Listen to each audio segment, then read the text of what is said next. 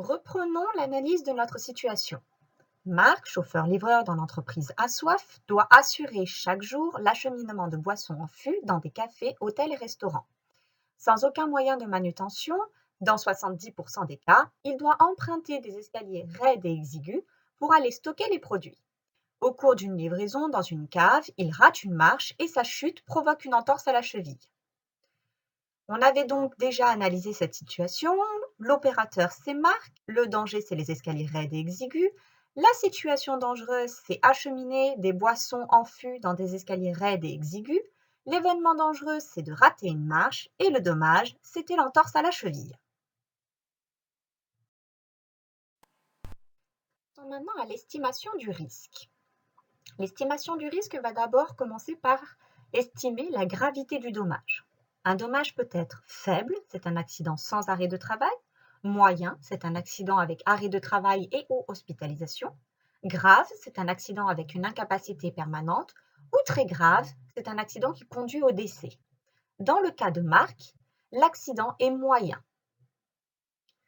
Ensuite, on va estimer la probabilité d'apparition du dommage. Pour ce faire, on va commencer par trouver la probabilité d'exposition au danger. Je rappelle que pour Marc, le danger, c'était les escaliers raides et exigus. Or, dans la situation, il est bien marqué que Marc est exposé aux escaliers raides et exigus dans 70% des cas, ce qui signifie que c'est une exposition fréquente. On va donc supprimer le bas du tableau.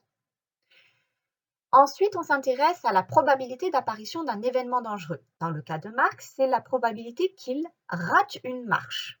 Rater une marche dans un escalier raide et exigu, c'est très fortement probable. On va donc supprimer l'autre partie du tableau. Il nous reste donc plus que le 4, très probable, c'est la probabilité d'apparition du dommage pour Marc. Une fois qu'on a trouvé la gravité du dommage et la probabilité d'apparition du dommage, on va pouvoir estimer réellement le risque. Pour ce faire, on a une échelle et cette échelle, on va avoir d'un côté la gravité du dommage et de l'autre côté la probabilité d'apparition du dommage. Comme on a dit que notre gravité du dommage c'était moyen, on va donc tracer une ligne.